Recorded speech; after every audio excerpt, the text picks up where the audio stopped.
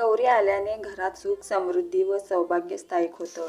चला जाणून घेऊया गौरी आगमनाचे महत्त्व. 1. लक्ष्मीचे स्वरूप. गौरी या लक्ष्मीचेच रूप मानल्या जातात.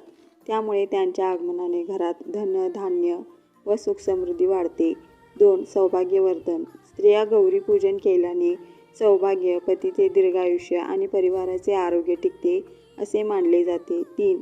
समृद्धी व ऐश्वर. गौरीच्या पूजेमुळे घरात ऐश्वर, मंगल कार्य आणि सद्भाव वाढतो. 4. संतती प्राप्ती. अनेक ठिकाणी गौरी पूजन संततीसाठीही विशेष फलदायी मानले जाते. 5. धार्मिक आनंद. या सोहळ्यात महिलांचा विशेष सहभाग असतो.